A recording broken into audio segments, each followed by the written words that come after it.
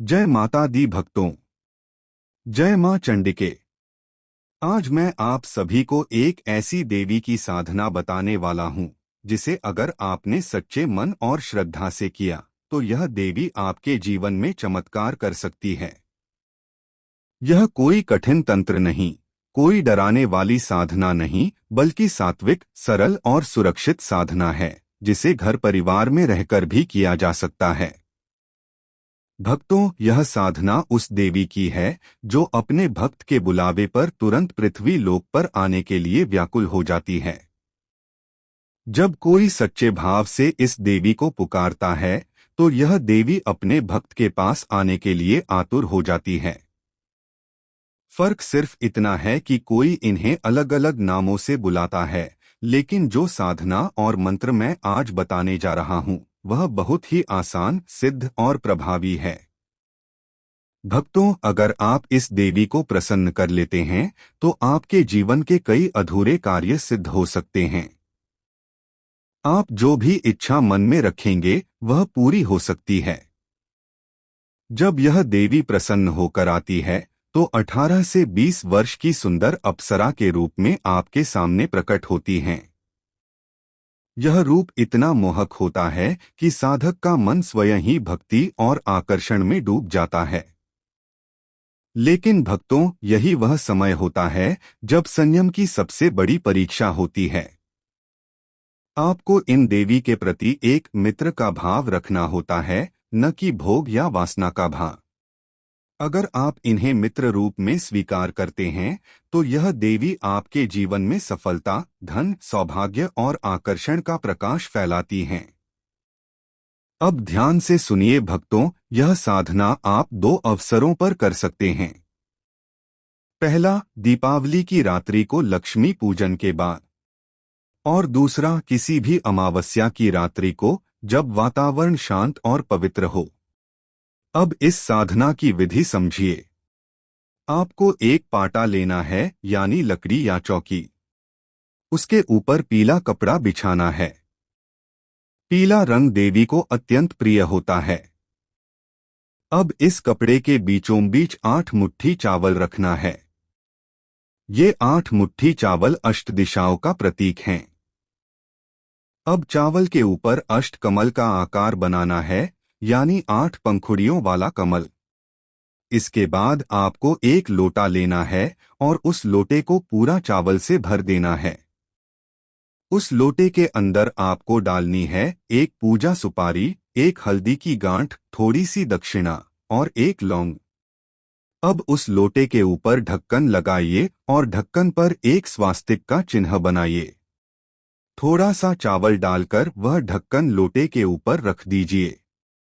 अब इस पूरे कार्य के दौरान आपका मुख पूर्व दिशा की ओर रहना चाहिए, क्योंकि पूर्व दिशा को देवताओं की दिशा कहा गया है, यहीं से ऊर्जा का उदय होता है। अब दीपक जलाने का समय है। आपको 4 दीपक लेने हैं, चारों दिशाओं के प्रतीक के रूप में। हर दीपक में या तो शुद्ध घी डालिए या तिल का तेल। याद रखिए, दीपक के लिए सिर्फ एक बार तेल या घी भरना है, बीच में और नहीं डालना।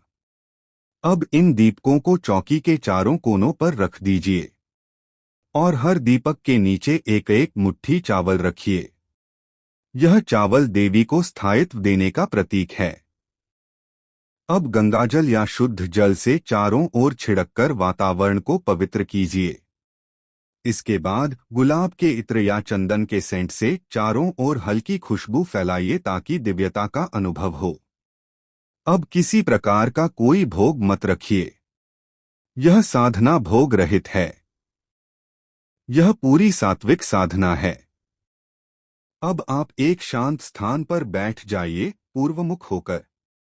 सबसे पहले भगवान श्री गणेश का ध्यान कीजिए और एक माला श्री गणेशाय नमः मंत्र की जप कीजिए। यह शुद्धिकरण मंत्र है। इससे आपका मन, वाणी और वातावरण सब पवित्र हो जाते हैं। गणेश जी के बाद अपने कुलदेवता, कुलदेवी और पितरों को प्रणाम कीजिए। उनके आशीर्वाद के बिना कोई साधना सिद्ध नहीं होती। अब नवग्रहों का ध्यान कीजिए। सूर्य भगवान को साक्षी मानिए और मन ही मन कहिए, हे सूर्य देव, मैं इस देवी को प्रसन्न करने जा रहा हूं। कृपया मेरे मार्ग को प्रकाश और शक्ति से भर दीजिए।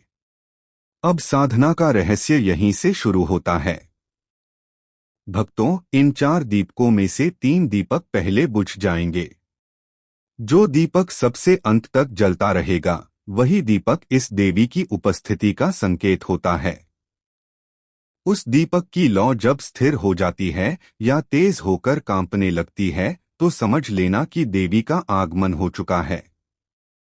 अब जो 3 दीपक पहले बुझ गए हैं, उन्हें साइड में रख दीजिए और उनके बचे हुए तेल या घी को उस दीपक में डाल दीजिए जो अभी भी जल रहा है। यह दीपक अब देवी की प्रतीक ज्योति बन जाता है। अब भक्तों, इस क्षण में आपको ध्यानमग्न होकर उस देवी को पुकारना है। आप यह भावना करें कि स्वर्ग की अप्सरा, वह तेजस्विनी, वह दिव्य रूपधारी देवी आपके सामने आकर खड़ी हैं। अपने मन में श्रद्धा और मित्रता का भाव रखें और अब उस देवी का मंत्र जप करें। मंत्र इस प्रकार है: ह्रीं अप्सरा देवी नमः स्वाहा। भक्तों, इस मंत्र की एक माला आपको जाप करनी है। केवल एक माला, लेकिन पूरे ध्यान और श्रद्धा के साथ। यदि आप इस साधना को आगे बढ़ाना चाहते हैं, यानी देवी के साक्षात दर्शन पाना चाहते हैं, तो आपको प्रतिदिन मंत्र की माला बढ़ानी होगी। जैसे पहले दिन 1 माला, दूसरे दिन 2 माला, तीसरे दिन 3 माला और इसी प्रकार 51वें दिन तक। 51 दिनों तक यदि आप यह साधना निरंतर करते हैं, नियम से, बिना किसी दिन छोड़े, तो यह देवी स्वयं साक्षात रूप में दर्शन देती है। भक्तों, यह अनुभव शब्दों में नहीं बताया जा सकता। वह देवी आपके चारों ओर आभामंडल के रूप में प्रकट होती है, कभी सुगंध से, कभी स्पर्श से और कभी मधुर ध्वनि के रूप में आपके कानों में बात करती है। लेकिन सावधान रहिए, यह सात्विक साधना है। इसमें किसी प्रकार का लोभ, भोग या सांसारिक वासना नहीं लानी चाहिए। आपको देवी को सिर्फ मित्र भाव से ही स्वीकार करना है। ऐसा करने पर देवी आपके जीवन में अद्भुत परिवर्तन लाती है। भक्तों, इस साधना से मनुष्य के जीवन में किसी प्रकार का कोई संकट नहीं आता। उसके घर में 7 पीढ़ियों तक सुख, अन्न, धन और समृद्धि बनी रहती है। यह देवी अपने भक्त के घर को सुरक्षा देती है और साधक के जीवन में आत्मविश्वास, आकर्षण और तेज का संचार होता है। भक्तों, मैंने आपको यह साधना इसलिए दी है क्योंकि यह सबसे सरल, सात्विक और फलदायी साधना है। लेकिन ध्यान रहे, किसी भी साधना को शुरू करने से पहले किसी सिद्ध महात्मा की सलाह अवश्य लें। यदि आपके पास कोई सिद्ध गुरु नहीं है, तो भी श्रद्धा से, शुद्ध मन से और सही विधि से यह साधना की जा सकती है। और याद रखिए भक्तों, देवी की कृपा पाने के लिए आपका मन पवित्र होना चाहिए, आपका इरादा सच्चा होना चाहिए। इस साधना से जो शक्ति आती है, वह सिर्फ भक्त की भलाई के लिए है, किसी को नुकसान पहुंचाने के लिए नहीं। जो साधक इस साधना को पूरी श्रद्धा और विश्वास के साथ करते हैं, वे न सिर्फ इस देवी के दर्शन पाते हैं, बल्कि अपने जीवन में चमत्कारिक परिवर्तन भी देखते हैं। जय माता दी।